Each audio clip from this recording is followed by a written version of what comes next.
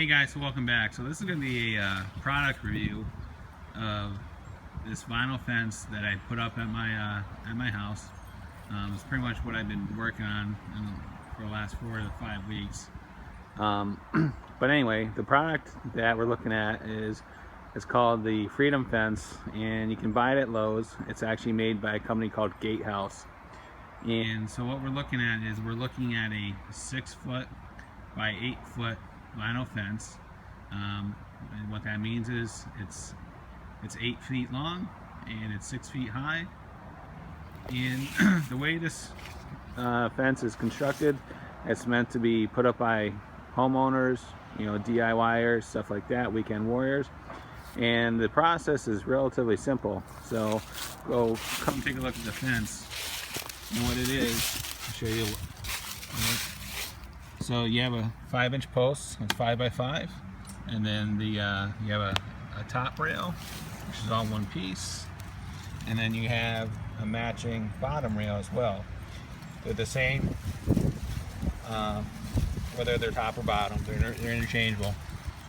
And then what you have is you have individual pickets, which are tongue and groove, and they go all the way down. So then at the end of the fence, to account for any gaps, what you have is called an edge guard or an edge extension. So if if you're a little bit off on your gap, basically you can expand this and basically tuck it in against the post, so it's nice and tight. All right.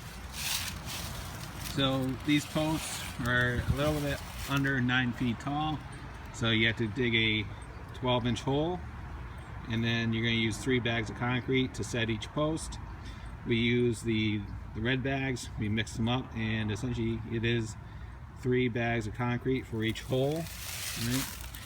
And doing it that way, it sets it up pretty quick. But essentially the way the installation process is, you set one post, right? You get it plumb, right, both ways. And then what you do is you set your bottom rail in the post, and what you want to do is you want to get a brick or something that's going to use as essentially like a gauge block, which will be underneath the fence and the ground to maintain your height, right? And then once you do that, you spot the location for your second hole for the next post. You dig the hole, you set the post in the hole, and then once you do that, you put all the pickets in the rail, and then you put the top rail on, and then you kind of snap everything in. And then once you have the top rail onto the pickets, basically you take the post and you bring it forward, and it'll drive itself into the pre-routed post, and then it locks itself in. All right. So what's nice about this fence is that it's rackable, and what I mean by that is on top of the groove, on top of the rail, there is a groove that these pickets will fall into, and what it'll do is it has so much degrees of adjustability on it. So if we look up my yard, what you'll see is I don't have a completely flat yard, which is pretty typical.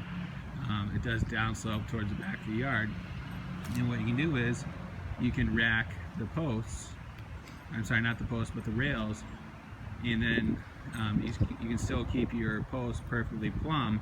And what it will do is the fence will follow the ground, so it's a nice transition all the way down, and you don't have the stair step effect of some of the other fences, like the pressure treated stuff or the other stuff that's held into the post by clips. So I'm sure all of you guys have seen that before.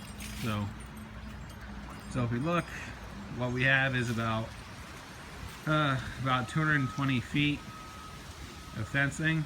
I mounted the back portion on a retaining wall. There's actually another video on my channel on how that was done. I made the posts. I made the post anchors myself, and I mounted those. So check out that video. There will be a link for it in the description. But essentially, as far as cost, with everything, concrete, posts, materials, and everything, I think we're just under $3,000 for everything, and we couldn't be happier with the finished project. So here's a pretty good example of what we mean by this product is Rackable. So there's a grade change from the ground to the top of the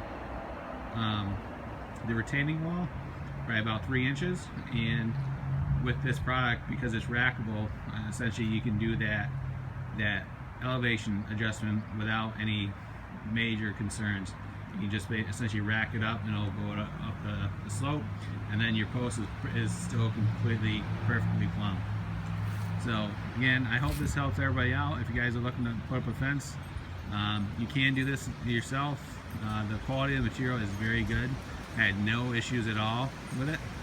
All the product received in the boxes was undamaged. So if there's any questions, comments, concerns, go ahead and leave them in the comments box. I'll get back to you as soon as I can. And as always, thanks for watching and have a great day. Bye.